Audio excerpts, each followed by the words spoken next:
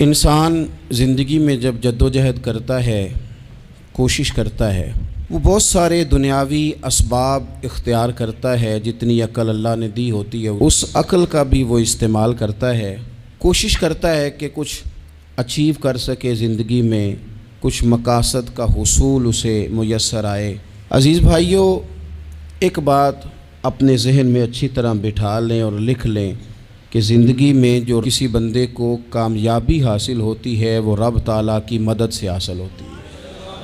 اگر رب تعالیٰ مددگار ہو تو پھر کوئی چیز بھی رستے میں رکاوٹ نہیں بنتی، اور اگر مالک کریم کو منظور نہ ہو تو انسان بہترین سیاستدان ہو، اچھا ایڈمنسٹریٹر ہو، اس کا ذہن بڑی وسعت رکھتا ہو، بڑی اچھی پلاننگ کرنا جانتا ہو، سارا کچھ ہو تو بندہ ناکام ہو جاتا ہے۔ مسلمانوں کو جتنی کامیابیاں ملیں ان کا پس منظر صرف اتنا تھا کہ اللہ تبارک و تعالیٰ نے اپنے بندوں کی مدد فرمائی، اور اب تعالیٰ نے قرآن مجید میں اس حقیقت کا بیان کیا، فرمایا بل اللہ مولاکم، فرمایا بلکہ اللہ تمہارا مولا ہے، وَهُوَ خَيْرُ النَّاصِرِينَ، اور وہ بہترین مددگار ہے۔ وہ جو رب تمہارا مولا ہے وہ بہترین مددگار ہے، اور اگر وہ مدد کرے تمہاری، سورہ آل عمران میں آگے جا کے ارشاد فرمایا اگر اللہ مدد کرے تو پھر تم پر کوئی غالب نہیں آ سکتا، اور اگر وہ تمہاری مدد چھوڑ دے تو پھر کوئی تمہاری مدد کر سکتا، کوئی مدد نہیں کر سکتا۔ بدر کی جنگ بھی اور فتح مکہ بھی رمضان المبارک میں ہوا ہے۔ میں دونوں پر غور کر رہا تھا تو ایک نیا مضمون میرے ذہن میں آنے لگا۔ بدر کی جو جنگ ہے اس میں بھی ایک عجیب انقلاب آیا ہے کہ 313 نے 1000 سے مقابلہ کیا، اور جن 1000 سے مقابلہ کیا وہ اسلحے سے لیس تھے، اور یہ جو 313 ہیں ان کے پاس 6 زرہیں، 8 تلواریں، چند گھوڑے، لیکن اللہ نے کامیابی دی تو خود رب نے بیان کیا کس طرح دی، فرمایا وَلَقَدْ نَصَرَكُمُ اللَّهُ بِبَدْرٍ وَأَنْتُمْ أَذِلَّةٌ۔ وہ کامیابی اس طرح ملی ہے کہ رب نے تمہاری مدد کی تھی، تم تو کمزور تھے، اللہ نے بدر میں تمہاری مدد کی، تم جیت گئے۔ وَلَقَدْ نَصَرَكُمُ اللَّهُ بِبَدْرٍ وَأَنْتُمْ أَذِلَّةٌ، اللہ نے بدر میں تمہاری مدد کی، تم تو کمزور تھے۔ پھر فتح مکہ نصیب ہوئی تو اس میں بھی بہترین منصوبہ بندی نبی پاک علیہ السلام نے فرمائی، بہترین حکمت عملی حضور نے اپنائی، لیکن ہمیں جو اللہ رسول نے بات سمجھائی وہ کیا ہے؟ اذا جاء نصر اللہ والفتح، فرمایا جب اللہ کی مدد آئی اور فتح نصیب ہو گئی۔ یہ اللہ نے مدد فرمائی تمہاری، یہاں بھی فتح مکہ بھی اللہ کی مدد سے، جنگ بدر بھی اللہ کی مدد سے۔ وہ جو مدد ہے اللہ تعالیٰ کی، جب وہ ہم یہ کرتے ہیں کہ ہم اپنی ساری زندگی سیاست کی نظر کر دیں، ہماری سیاست صرف ملک میں نہیں ہوتی، ہماری سیاست خاندان میں بھی ہوتی ہے، ہم گھر کے اندر بھی سیاست کرتے ہیں، ہم کسی خاص طریقے سے لوگوں کو اپنے پیچھے چلانا چاہتے ہیں، ہم ایک خاص اسلوب اختیار کرتے ہیں کہ لوگ ہمارے پیچھے چلیں۔ اس کا نقصان ہمیں یہ ہوتا ہے کہ سیاست جو ہوتی ہے یہ شطرنج کے ہیر پھیر کی طرح ہوتی ہے، تو اس کے راز بڑی جلدی کھلنے لگ جاتے ہیں، پتہ چل جاتا ہے کہ بندہ مخلص نہیں تھا، سیاست کر رہا تھا، طریقے سلیقے سے اس نے جوڑ کے رکھا ہوا تھا۔ ہم ہر جگہ سیاست کے بل بوتے پر چیزوں کو لے کے چلنا چاہتے ہیں، سیاستیں ناکام ہو جاتی ہیں، سیانے لوگ فیل ہو جاتے ہیں، بچتا صرف وہی ہے جس کے پیچھے رب تعالیٰ کی مدد شامل حال ہوتی ہے۔ اپنی زندگی کے اندر ہم جو کچھ بھی کر رہے ہیں، جس شعبے سے بھی ہمارا تعلق ہے، آج ہم نے اس بات پہ غور کرنا ہے کہ پہلے تو یہ غور کر لیں کہ جو کام ہم کر رہے ہیں کیا وہ کام ایسا ہے کہ اس میں اللہ کی مدد ہمیں ملے گی؟ اگر آپ کوئی معاذ اللہ ناجائز کام کر رہے ہیں، فعل حرام کا ارتکاب کر رہے ہیں، تو اس میں تو مدد الہی آئے گی نہیں۔ پہلے تو یہ دیکھیں جو کر رہے ہیں وہ کام مدد الہی والا ہے، اور اگر اللہ تعالیٰ کی مدد والا وہ کام ہے پھر اس پر غور کریں کہ کیا ہم نے مالک سے مدد کا سوال کیا ہے، ہمیں مدد میسر آ رہی ہے۔ وہ میں نے بزرگوں سے ایک بات سنی تھی، وہ بڑی یاد رہ گئی۔ وہ فرمایا کرتے تھے قابلیت بھی بڑی چیز ہے لیکن قبولیت سب سے بڑی چیز ہے۔ قابل ہونا بھی بڑی بات ہے لیکن زیادہ بڑی بات یہ ہے کہ اس کی بارگاہ میں قبول بھی ہے کہ نہیں۔ اپنی زندگی میں اللہ کی مدد کی طرف بڑھیں، مالک کی مدد کا حصول اختیار کرنے کی کوشش کریں، اللہ کے ساتھ اپنے آپ کو جوڑیں۔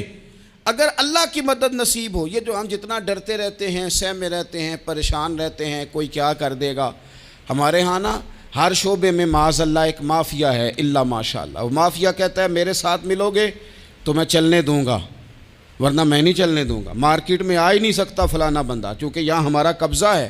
اور میرے بھائی پھر بہت سارے لوگ جن کی نیتیں اور ارادے بڑے اچھے ہوتے ہیں شروع میں، وہ بھی اس مافیا کا شکار ہو جاتے ہیں اور ان کے رنگ میں رنگ جاتے ہیں۔ یاد رکھنا، کسی شخص کی بلیک میلنگ کا کبھی شکار نہ ہونا، کبھی کسی کی میٹھی اور مسجع مکفہ باتوں کا شکار نہ ہونا۔ کوئی کیا کر سکتا ہے اگر اللہ مددگار ہو تو؟ جس کو رب کریم اٹھانا چاہے اسے کوئی گرا سکتا ہے؟ ہم یہ ڈرے ڈرے سہمے پریشان فیصلہ کرنے کی طاقت نہیں، مجھے چلنا چاہیے کہ نہیں، اٹھنا چاہیے کہ نہیں، کرنا چاہیے، اٹھ باندھ کمر کیوں ڈرتا ہے؟ پھر دیکھ خدا کیا کرتا ہے۔ حضرت عبداللہ ابن عباس فرماتے ہیں میرے نبی پاک علیہ السلام نے میری تربیت فرمائی، حضور نے میری تربیت فرمائی، اور محبوب پاک علیہ السلام نے فرمایا عبداللہ یاد رکھنا، یہ نوجوان دوست میری بات لکھ لیں، پریشان لوگ میری بات لکھ لیں، جن کے پاس قوت فیصلہ نہیں وہ اس بات کو لکھ لیں۔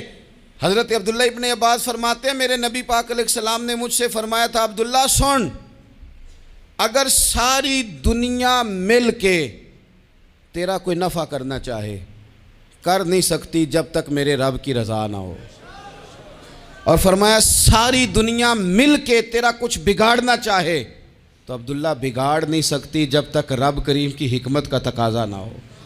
لوگوں سے ڈرنا، لوگوں کی طرف دیکھنا، ماحول دیکھ کے اپنے راہ کا تعین کرنا، ہر بندے کے خیالات کے مطابق ڈھلنے کی کوشش کرنا، فلانا نہ ناراض ہو جائے، فلانا نہ ناراض ہو جائے، وہ جس نے ہونا ہو جائے، بس رب رسول ناراض نہ ہو۔ اپنی زندگی میں اپنے مالک کو مولا جان کے، بل اللہ مولاکم، اللہ تمہارا مولا ہے، وَهُوَ خَيْرُ النَّاصِرِينَ، وہ بہترین مددگار ہے۔ توجہ جب بھی کریں رب کی جانب کریں، اپنے دل کا قبلہ درست رکھیں، سوچوں کے زاویے سیدھے رکھیں۔ میرے بھائی مالک جب بندوبست کر دے نا، جب مالک بندوبست کر دے پھر ایسا بندوبست کرتا ہے کہ لوگوں کے پاس نا چارہ نہیں رہتا۔ حضرت مریم رضی اللہ تعالی عنہا پاک باز تھیں، مسجد میں رہی تھیں، پر مالک کی حکمت کے تقاضے بڑے عجیب ہیں نا۔ پھر جناب مریم کو اللہ تعالیٰ نے بغیر شوہر کے اولاد عطا کر دی۔ یہ بات ہی ایسی تھی، وہ کسی نے کہا تھا کہ مخلوق تو فنکار ہے اس درجہ کے پل بھر میں سنگے در کعبہ سے بھی اصنام تراشے، تم کون ہو کیا چیز ہے داغ کبابی، لوگوں نے تو مریم پہ بھی الزام تراشے۔ تو لوگوں نے کہا کدھر سے لے آئی بچہ، تیرا باپ تو ایسا نہیں تھا، کہاں سے لے آئی؟ اللہ کرے میں آپ کو سمجھا سکوں، ذرا اپنے آپ کو وہاں کھڑا کریں کہ ایک پاک باز عورت، پاک باپ کی بیٹی، طیب ماں کی بیٹی، اور اللہ کے گھر میں پرورش پانے والی خاتون، ایک وہ وقت اور ایک یہ وقت کہ اس عورت کو کٹہرے میں کھڑا کر کے پوچھا جا رہا ہے کہ معاذ اللہ تیری گود میں بچہ جائز نہیں ہے، کہاں سے لائی ہے؟ اب خود سے صفائیاں بندہ کتنی کو دے، کتنی کو وضاحتیں کرے۔ اور میں نے تو اپنی زندگی میں دیکھا ہے زیادہ وضاحت دینے والے کو بھی لوگ جھوٹا سمجھنے لگ جاتے ہیں، زیادہ وضاحت دینے پر بھی لوگ کمزوری کا اظہار سمجھتے ہیں کہ کمزور پڑ گیا۔ آپ صلح کی کوشش کرتے ہیں، سامنے والا بزدل سمجھ لیتا ہے، زیادہ وضاحتیں بھی کمزور کر دیتی ہیں۔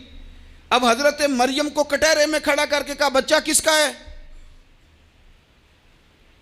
تو پھر خدا بندوبست جب کرے، اللہ جب مددگار ہو، تو پھر حضرت مریم کی گواہی درختوں سے نہیں دلوائی، اس نے پتوں سے نہیں دلوائی، پھر فرشتے نہیں بھیجے۔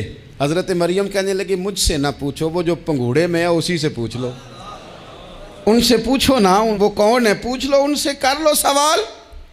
انہوں نے کہا پنگوڑے میں چند دنوں کا بچہ یہ جواب دے گا؟ مددگار تھا رب، ان کی برات کا اعلان کرنا تھا مالک نے، اور جب مالک اعلان کر دے، جب مالک تیری صفائی دینا چاہے، جب مالک تجھے دنیا کے سامنے نکھارنا چاہے، تو پنگوڑے میں لیٹے حضرت عیسیٰ بول کے کہنے لگے انی عبداللہ آتانی الکتابہ، فرمایا میں اللہ کا بندہ ہوں، رب نے مجھے کتاب عطا کر کے نبی بنا کے دنیا میں بھیجا ہے، میں اللہ کا بندہ ہوں، کتاب لے کے آیا ہوں، نبی بن کے آیا ہوں۔ پھر پنگوڑے سے اعلان ہو گیا، پھر بچہ بول پڑا، اور یہ ایک دفعہ نہیں بات ہوئی۔ یہ بنی اسرائیل میں ایک جریج نام کے شخص بھی تھے جو نماز پڑھ رہے تھے، بعض نے لکھا ہے نفل نماز تھی، اماں نے پکارا تو آئے نہیں، تو ماں کے منہ سے نکل گیا تو اتنی دیر تک مرے گا نہیں جب تک کسی بے حیا عورت کا منہ نہ دیکھ لے۔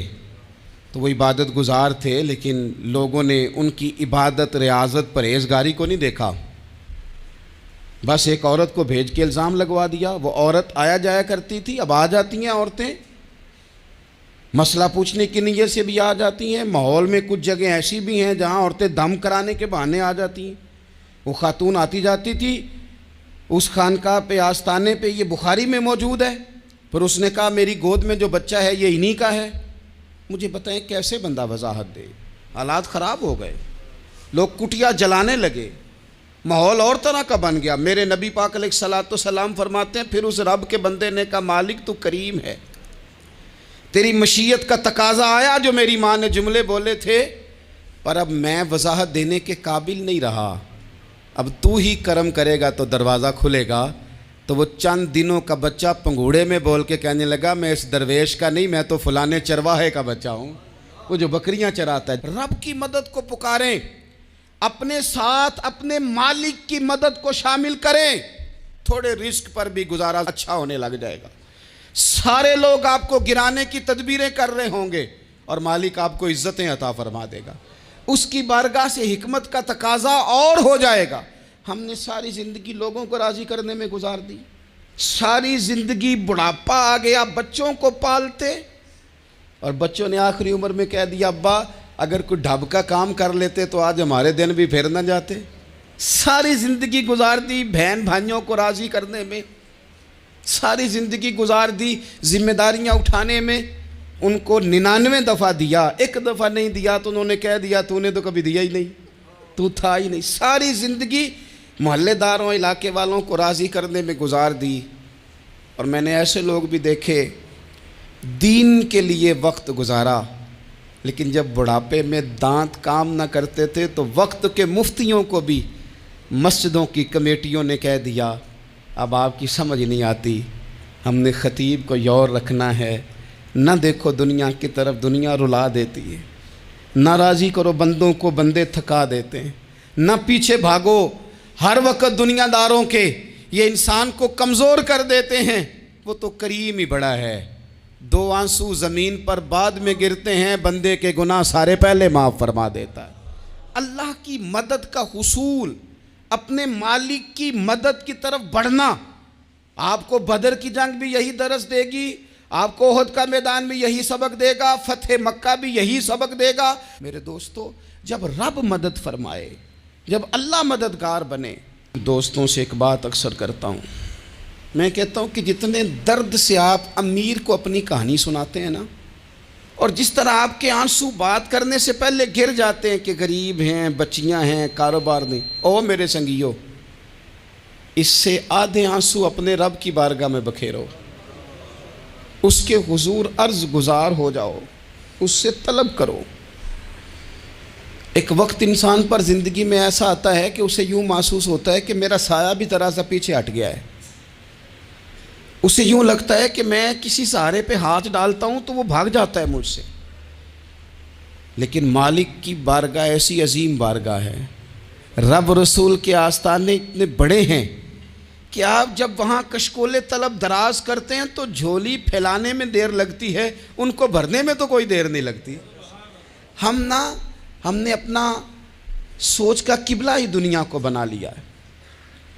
یہ جو اللہ والوں کی مدد ہے یہ تو یعنی اللہ ہی کی مدد ہے، لیکن یہ جو سیٹھوں کی طرف توجہ کرنا، نوابوں کی طرف توجہ کرنا، دنیا داروں کی طرف توجہ کرنا، اور اپنا مزاج اس طرح کا بنا لینا، یارو گردن کو جھکا دیتا ہے خیرات کا پتھر، جہاں میں مانگنے والوں کے سر کبھی اونچے نہیں ہوتے۔ اور اقبال کہتے ہیں غیرت ہے بڑی چیز جہان تگ و دو میں، پہناتی ہے یہ فقر کو تاج سردارا۔ میں عرض کروں گا کہ اپنی آپ جب توجہ کا قبلہ اللہ رسول کو بنائیں گے تو رب فرماتے ہیں وَيَرْزُقْهُ مِنْ حَيْثُ لَا يَحْتَسِبُ، میں نہ تجھے وہاں سے رزق دوں گا جہاں سے کبھی تیرا گمان بھی نہیں گیا ہوگا، یہاں سے بھی مل سکتا ہے، تو نے سوچا بھی نہیں ہوگا۔ بخاری شریف میں حدیث ہے، حضرت جابر ابن عبداللہ فرماتے ہیں نبی پاک صلی اللہ علیہ وسلم نے 300 لوگوں کا ایک لشکر روانہ کیا کسی مہم کے لیے، کسی جہاد کے لیے۔ حضرت ابو عبیدہ بن جراح رضی اللہ تعالیٰ عنہ امیر لشکر تھے۔ فرماتے ہیں غربت اتنی زیادہ تھی، بھوک اتنی زیادہ تھی کہ ایک ایک کھجور دن میں ایک وقت کھانے کو ملتی تھی، اور کچھ دن ایسے آئے کہ اب کھجور بھی نہیں مل رہی۔ فرماتے ہیں اتنی زیادہ بھوک لگی مجاہدین کو 300 بندہ پتے کھا کے گزارا ہونے لگ گیا۔ یہ بخاری میں موجود ہے۔ آپ فرماتے ہیں کہ دریا کے کنارے ہمارا پڑاؤ تھا، ٹھہراؤ تھا، جب بھوک سے نڈھال ہو گئے نا وَيَرْزُقْهُ مِنْ حَيْثُ لَا يَحْتَسِبُ، اللہ وہاں سے روزی دیتا ہے، گمان بھی نہیں ہوتا۔ فرماتے ہیں ایک مچھلی اللہ تعالیٰ نے دریا کے کنارے بھیجی، فرماتے ہیں وہ تھی تو مچھلی پر پہاڑ جتنی تھی۔ بخاری میں لفظ ہیں، حضرت جابر ابن عبداللہ رضی اللہ تعالیٰ عنہ فرماتے ہیں 300 آدمی 18 دن تک اس مچھلی کو کھاتے رہے، مچھلی ختم ہی نہیں ہوئی۔ مچھلیاں نہیں، مچھلی کہتے ہیں 18 دن 300 بندہ کھاتا رہا، مچھلی ختم ہی نہیں ہوئی۔ اور فرماتے ہیں کہ اس کی ہڈی نکال کے، کانٹا کہیں گے آپ اپنی زبان میں، کہتے ہیں وہ نکال کے نا تو اس کو کھڑا کیا نا جب، تو اونٹ کجاوے سمیت اس کے بیچ سے گزر جاتا تھا، 2 اس کے کانٹے جوڑے۔ فرماتے ہیں وہ اس کا گوشت ہم کھاتے تھے اور اس کی چربی بطور تیل کے ہم جسموں پہ ملتے تھے، بیماروں کو اس سے سکون آتا تھا، تندرستی شفا ہوتی تھی۔ فرماتے ہیں ہم کھایا بھی ہم نے، اور کچھ لے کے ہم مدینے بھی گئے، اور قربان جائیں نبی پاک نے بھی اس میں سے کھایا۔ ہم نے عرض کی حضور یہ معمہ کیا ہے، یہ ماجرا کیا ہے؟ تو محبوب نے فرمایا تمہارے پاس غذا نہیں تھی، رب نے تمہارے لیے بندوبست کیا ہے، اللہ نے تمہیں دیا ہے۔ مکان شروع کر لیا، ایک صاحب نے وہ مکان بنانے لگے، آپ وہ حساب لگا رہے ہیں، کہتے ہیں میرے پاس اتنے پیسے ہیں، اتنے میں نے فلانے دوست سے کہنا ہے اس نے دے دینے، اتنے فلانے رشتہ دار سے کہنا ہے اس نے دے دینے، اتنے فلانے سے کہنا ہے اس نے دے دینے۔ یہ ساری کاپی بنا کے مکان شروع کر لیا۔ جو روز کہتا تھا نا کوئی حکم ہو جاتے 10، سب سے پہلے اس کو کہا میاں پیسے چاہیے دین، وہ کہندا ہو کل ہی منڈا ٹوریا ہے، کدے تو پرسوں 10 داتے لب جانے سن۔ میں آپ کو اپنے تجربے کی بات بتا رہا ہوں۔ جن لوگوں کا خیال ہوتا ہے نا کہ آپ سٹارٹ کریں فلانا کام، ہم آپ کے ساتھ ہیں، اللہ کا ہی کوئی نظام ہے، وہ بالکل بھی نہیں ساتھ ہوتے۔ لیکن ایسا نہیں ہے کہ کوئی ساتھ نہیں ہوتا، اللہ تعالیٰ بڑے اسباب پیدا کرتا ہے، وہاں سے دیتا ہے جہاں سے گمان بھی۔ ہمارا یہ ذہن بن جاتا ہے ہم ساری اپنے حساب سے چلتے ہیں، اتنے رشتہ داروں سے، اتنے، کون آپ کے ساتھ چلے گا؟ سوال ہی نہیں پیدا ہوتا۔ یہ سارے کام چھوڑ کے سب سے پہلے 2 رکعتیں پڑھو، اپنے رب کی بارگاہ میں، رسول کائنات کی بارگاہ میں گزارشات اور استغاثے پیش کرو، وہاں سے خیر طلب کرو۔ دنیا دار کیا دیں گے، کیا دے سکتے ہیں، کیا حیثیت ہوتی ہے کسی؟ اللہ کہتا ہے وہاں سے دوں گا۔ تو جو اللہ مال دے وہ لینا چاہیے کہ رشتہ داروں کا مال دیکھنا چاہیے؟ جو اللہ دے وہ لینا چاہیے کہ سیٹھوں نوابوں کی جیبیں دیکھنی چاہیے؟ جو اللہ دے وہ قبول کرنا چاہیے یا دیکھنا چاہیے کون سا آدمی کہاں پہنچ گیا؟ چھوڑو، اپنی مٹی پہ چلنے کا سلیقہ سیکھو۔ کسی کے سنگ مرمر پہ چلو گے تو پھسل جاؤ گے، پھسل جا۔ اس پر ایک اور بات عرض کر دوں، صحیح بخاری سے، مسلم سے ایک اور بات۔ کچھ چیزیں ایسی ہیں جن سے اللہ کی مدد آتی ہے، مدد ملتی ہے۔ ایک چیز ان میں سے ایسی ہے جس سے بہت مدد نازل ہوتی، وہ ہے کہ جب رب آپ کو دے نا تو پھر آپ بھی اس کے رستے میں دیں، پھر مدد آتی ہے، پھر اور آتا ہے۔ بخاری مسلم میں حدیث ہے، یہ زیادہ ہی توجہ طلب امر ہے، اس پر آپ غور کریں گے۔ حضرت ابو ہریرہ فرماتے ہیں کہ نبی پاک علیہ السلام نے فرمایا ایک شخص نے بادلوں کے اندر سے آواز سنی کہ فلاں آدمی کا کھیت اور باغ خشک ہو گیا ہے، وہاں برسو اور اس کے کھیت کو سیراب کرو۔ وہ بڑا حیران ہوا کہ بادل سے آواز آ رہی۔ پھر اس نے دیکھا کہ ایک پہاڑی پر بارش ہوئی، وہ بادل وہاں برسا، پھر نالیوں سے ہوتا ہوا پانی ایک طرف چلا تو جس نے آواز سنی تھی حضور بیان کر رہے ہیں، وہ بھی پیچھے پیچھے چلا کہ پانی کدھر جا رہا ہے۔ اس نے جا کے دیکھا کہ ایک مقام پہ ایک باغ کو وہ پانی لگ رہا ہے اور ایک آدمی وہ پانی لگا رہا ہے۔ اس نے اس سے پوچھا تیرا نام کیا ہے؟ اس نے کہا کیوں؟ کہنے لگا بتا نا۔ اس نے نام بتایا تو کہنے لگا یہی تو وہ نام ہے جو میں نے بادلوں کے اندر سے سنا ہے کہ فلاں کے کھیت کو پانی دے دو۔ اس نے کہا یار تو کیا عمل کرتا ہے کہ اسپیشل تیرے لیے بارش برسے؟ یہ بخاری پڑھ رہا ہوں، سیاستہ سے حدیث عرض کر رہا ہوں۔ اس سے پوچھا تو کیا کام کرتا ہے کہ جناب اللہ تبارک و تعالیٰ کا حکم کرم آیا کہ خاص تیرے لیے پانی برسے اور تیرے کھیت کو سیراب کرے؟ تو اس نے کہا چھوٹا ذمہ دار ہوں، پر جب فصل اگتی ہے تو 3 حصے کرتا ہوں، ایک حصہ اپنے بال بچوں پہ بہن بھائیوں پہ خرچ کرتا ہوں، ایک حصہ پورا، اور ایک حصہ دوبارہ کاشتکاری پہ لگاتا ہوں، اور تیسرا حصہ خالص میں نے مسکینوں، یتیموں اور غریبوں کے لیے رکھا ہوا ہے۔ وہ جو تیسرا حصہ اللہ کرے آپ سمجھیں، وہ رب کے بندوں پہ تیسرا حصہ خرچ کرتا ہے نا، تو کریم مالک نے فرمایا جہاں سے غریب کا حصہ جاتا ہے وہ کھیت خشک نہیں رہنا چاہیے، وہ جہاں سے مسکین روٹی کھاتے ہیں وہ خشک نہ رہے، جہاں سے یتیموں کو کچھ آتا ہے کہیں اس کی فصل رہ نہ جائے۔ میں اور آپ بھی اگر اپنے مال میں مسکینوں، یتیموں، غریبوں کے حصے رکھ لیں گے تو فصلیں خشک نہیں رہیں گی، ان کے اندر تازگی آئے گی، نور آئے گا، کرم آئے گا، خاص کر خدا کی رحمت برسے گی۔ مدد اللہ سے چاہیں، اپنی توجہات کا مرکز رب رسول کی ذات کو بنائیں، پھر آپ محسوس کریں گے کہ بڑی جلدی اللہ تعالیٰ کی مدد آنے لگی ہے۔ کبھی آپ صرف کہہ دیں نا میرا رب میرے ساتھ ہے، اس لفظ میں اتنی طاقت ہے کہ دشمن ویسے زہر ہو جاتا ہے۔ زندگی میں کسی سے بھی لڑائی ہو تو اچھی طرح سوچ لیں کہ اللہ اس طرف ہے یا اس طرف ہے۔ اگر آپ زیادتی پہ ہیں تو پھر رب مظلوم کی جانب ہے۔ اگر اللہ کی مدد آپ کے ساتھ ہے تو دنیا کی کوئی طاقت آپ کو گرا نہیں سکتی، اور اگر آپ مظلوم کے مقابلے میں ظالم بن کے آپ کھڑے ہو گئے ہیں اور آپ نے رویہ وہ اختیار کیا ہے کہ جس میں مدد نہیں آئے گی، تو پھر یاد رکھ لیں کہ آپ کوئی بھی ہیں، کہاں بھی ہیں، آپ کمزور ہیں۔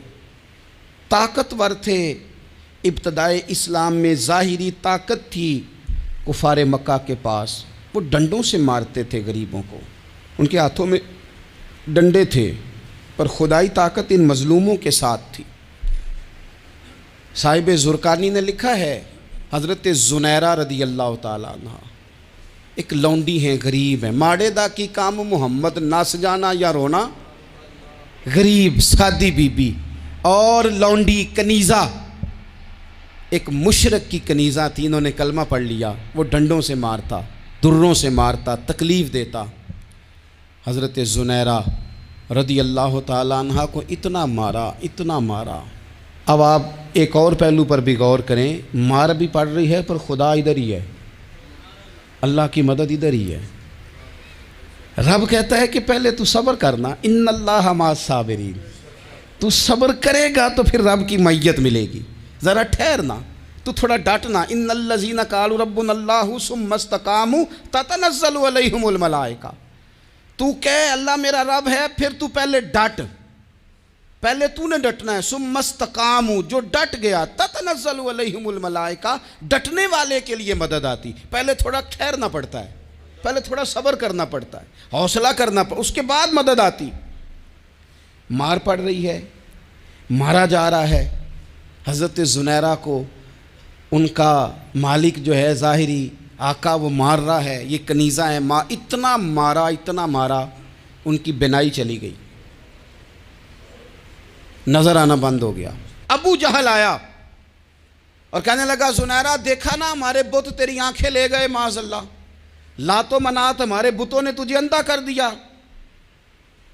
اب ایسا نہیں ہے کہ بی بی روتی جا رہی ہے، روتی جا رہی ہے، مایوسی مایوسی، معاذ اللہ، پریشانی، غریبی بڑی ہے، پوچھنے والا کوئی نہیں، یہ باتیں نہیں۔ کیا جملے ہیں خاتون کے، کیا لفظ ہیں۔ ابو جہل نے تنزیہ کہا، معاذ اللہ، کہنے لگا دیکھا نا ہمارے بتوں نے تجھے اندھا کر دیا۔ تو جناب زنیرہ آنکھوں کی بینائی گئی ہے، رات کو گئی ہے، دکھ ابھی تازہ ہے، لیکن اللہ پہ جو توکل ہے، اپنے مالک سے جو رشتہ ہے، وہ اتنا مضبوط ہے، اتنا طاقتور ہے، اس میں اتنی گہرائی ہے کہ حضرت زنیرہ بول کے نا اتنی قوت سے بولی، اتنی طاقت سے بولی کہ پورے کفر پر لرزہ طاری ہو گیا۔ فرمانے لگی تمہارے بتوں کی کیا اوقات ہے کہ وہ میری بینائی لے جائیں؟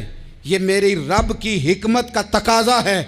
جب تک اس نے چاہا زنیرہ دیکھتی رہی، اور جب اس نے چاہا زنیرہ کی آنکھوں کی بینائی چلی گئی، اور اگر وہ چاہے گا نا تو بینائی واپس بھی کر دے گا۔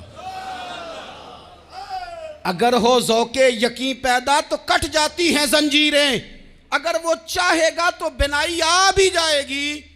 حضرت زنیرہ نے رات کو یہ لفظ کہے، ابو جہل اور سارے کفار ڈر کے سن کے چلے گئے، آپ اطمینان سے آ کے بستر پہ سوئی۔ جب سویرے اٹھی تو اللہ نے آنکھوں کی روشنی واپس کر دی تھی۔ آنکھوں کی اب چھڑی پکڑی ہے، بازاروں میں گھومتی ہے، کہتی ہیں بلاؤ کدھر ہے تمہارے نعت و منات، دیکھو میرے رب نے روشنی واپس کر دی۔ آ کر میرے ساتھ ادھر آ، ستمگر ہنر آزمائیں، تو تیر آزما ہم جگر آزمائیں۔ بیمار لوگوں یاد رکھو، کہہ دیا ڈاکٹر نے کہ تو بڑا بیمار ہے، تو بڑا کمزور ہے، یہ ہو گیا وہ ہو گیا، تو ڈاکٹر اپنے علم کے مطابق بات کر رہا ہے، ہوگا تو وہ جو میرا رب چاہے گا۔ کمزور ہو جانا، پریشان ہو جانا، تکلیف میں آ جانا، پتہ نہیں بات ہو گئی ہے تو جانے کیا ہو جائے گا۔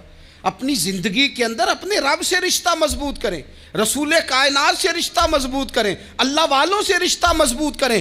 حضرت زنیرہ نے پیغام دیا کہ زندگی میں جو جینا چاہتے ہیں تو وہ رب کا نام لے کے جی سکتے ہیں، جو اپنی زندگی میں خوشیاں دیکھنا چاہتے ہیں تو رسول اللہ کے نام پر خوشیاں دیکھی جا سکتی ہیں۔